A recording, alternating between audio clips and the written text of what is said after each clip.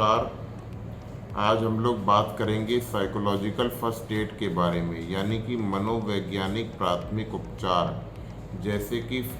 शारीरिक बीमारियों में फर्स्ट एड दिया जाता है। जैसे किसी को चोट लग जाती है तो हम लोग तुरंत उस जगह पे जहाँ चोट लगी है उस जगह पट्टी कर दी जाती है, या उसकी स्थिति इस तरह से सामान्य कर दी जाती है कम से कम वो अस्पताल तक पहुंच सके और उसका प्रॉपर ट्रीटमेंट शुरू हो सके। उसी तरह साइकेट्रिक डिसऑर्डर्स में मनोवैज्ञानिक प्राथमिक उपचार का भी एक कॉन्सेप्ट है, एक रोल है। जैसे कि एक्यूट लेवल पे किसी के ऊपर कोई स्ट्रेस आया, जैसे कि कोविड के दौरान कुछ लोग फंस गए थे किसी स्टेट में, या किसी के यहाँ किसी व्यक्ति की मृत्यु हो गई किसी क्लोज बाई की,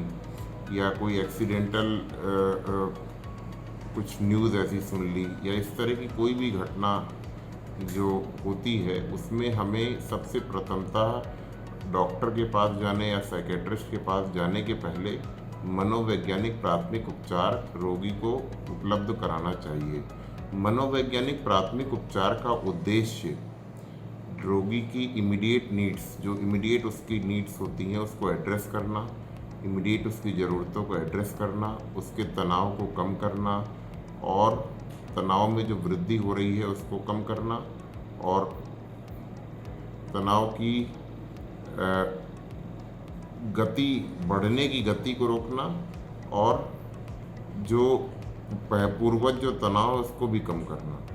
ये उसका उद्देश्य होता है। इसके अलावा मनोवैज्ञानिक प्राथमिक उपचार के कुछ प्रिंसिपल्स होते हैं, कुछ सिद्धांत होते हैं जिस पर हमें वर्क करना चाहिए। मनोवैज्ञानिक प्राथमिक उपचार का सबसे पहला सिद्धांत, मनोवैज्ञानिक प्राथमिक उपचार का उद्देश्य ट्रीटमेंट देना या किसी को मानसिक रोग या किसी समस्या का इलाज करना या डायग्नोसिस बनाना नहीं है। मनोवैज्ञानिक प्राथमिक उपचार का उद्देश्य है पेशेंट की जो ग्रीफ में है, जो स्ट्रेस्ड है, नर्वस ब्रेकडाउन में है, उसकी इमीडिएट जो नीड्स होती हैं, इमीडिएट जो उसकी प्रॉब्लम्स होती हैं, उसको शेल्टर प्रोवाइड करना, उसके स्ट्रेस जिस कारण से स्ट्रेस है उसको एड्रेस करना, ये चीज़ होता है सबसे पहला सिद्धांत। कि साइकेट्रिक डायग्नोसिस या वो चीज़ें नहीं बनानी है, पहले उसकी इमीडिएट नीड को एड्रेस करना है, उसको इमोशनल सपोर्ट प्रोवाइड करना है, उसको इस तरह का सपोर्ट कि हम आपके साथ हैं, हम आपकी मदद करेंगे, आप परेशान मत होइए, या जो भी चीज़ें हैं उसमें कैसे सॉल्व की जा सकती हैं, कैसे प्रॉब्लम सॉल्विंग अप्रोच की जा सकती है। कहीं कुछ मदद, जैसे उसके निकट संबंधी खो गए हैं, या कोविड के टाइम में बहुत से दक्षिण भारतीय उत्तर भारत में फंस गए थे, बहुत से उत्तर भारतीय दक्षिण भारत में फंस गए थे, उनको फूड की समस्या, खान पान की समस्या आ रही थी, उनको भाषा समझने में प्रॉब्लम हो रही थी,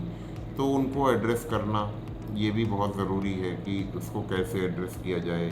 या इस तरह के तमाम जगहें ऐसी होती हैं जहाँ एक्यूट स्ट्रेस आता है, वहाँ पे उनकी इमीडिएट नीड्स को एड्रेस करना,